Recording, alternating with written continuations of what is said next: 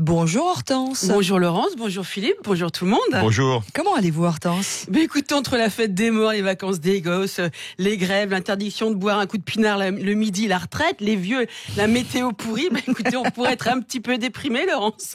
C'est sûr, hein? Mais on a quand même eu une petite bonne nouvelle de Madame Buzyn, c'est pas souvent, donc on le dit, qui parle d'aider les aidants. Parce que quand tu as la chance d'avoir un aidant, faut essayer de le garder longtemps. Je dis chance car l'aidant, contrairement à l'EHPAD, est gratuit, c'est pas négligeable. Et l'aidant, c'est un petit peu ton esclave quand même. Vous ne pouvez pas dire ça, Hortense. Je ne le dis pas. Enfin, quelqu'un qui vous est dévoué, qui s'occupe de vous, qui vous fait la toilette, le ménage, à manger et qui vous demande pas un rond, ça ressemble un peu à la définition de l'esclave.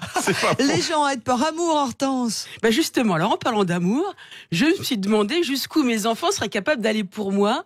Par amour, à mon avis, pas très loin. Tous les enfants ne peuvent pas s'occuper de leurs aînés. Oui, alors je sais. Alors je leur ai fait passer un petit test, Laurence.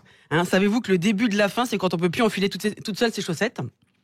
Donc je me suis fait plâtrer les deux bras à l'horizontale. Là, impossible d'enfiler quoi que ce soit, je peux vous le dire. Alors là, ils ont été impressionnés. Ma fille a pleuré, mon fils m'a filé des tongs. Non, mais vous êtes horrible. Mais non. Donc ils m'ont installé sur le canapé, ils m'ont donné à boire, ils m'ont fait manger, on a fait l'avion avec la cuillère. Au début c'est drôle, après c'est chiant. Ensuite on a regardé un film, puis ils sont partis se coucher.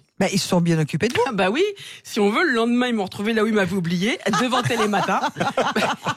Essayer de se lever sans les bras, c'est juste injouable. Donc j'avais bien épousé la forme du canapé pendant la nuit. Du coup l'extraction a bien pris 2 heures. Mais c'est surtout après que ça s'est corsé. Comment ça? C'est quand j'ai dit que je prendrais bien une douche. Là, mon fils m'a répondu, fais comme moi, vu que tu sors pas, risque pas de sortir de l'appartement, ça sert à rien que tu te laves. Je lui ai dit, ça se discute. Et puis, il y a eu le moment tant redouté qui a fini par arriver. Le moment tant redouté? Le pipi, Laurence.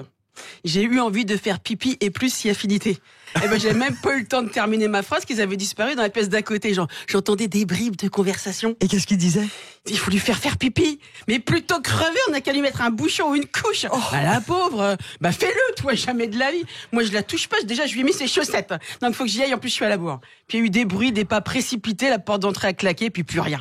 En même temps, s'il avait sauté de joie à l'idée de m'essuyer les fesses, ça m'aurait fait un petit peu flipper, Laurent. C'est un peu difficile quand même d'être un aidant. C'est sûr. Du coup, je les ai déshérités. Eux, ils m'ont préinscrit dans une maison de retraite, ce qui, à la fin du compte, revient malheureusement, Laurence, un petit peu au même. Hortense qui était avec nous sur Sud Radio, vous êtes assez dur, mais alors du coup, là, pour venir, vous avez enlevé vos plâtres? Oui, j'ai enlevé mes plâtres. Par contre, je me suis cognée, j'arrivais pas à passer dans les portes. Par contre, vous avez galéré à cause de la grève des trains, soyons honnêtes, vous avez fait le tour. Oui, j'ai galéré, j'ai fait Blablacar.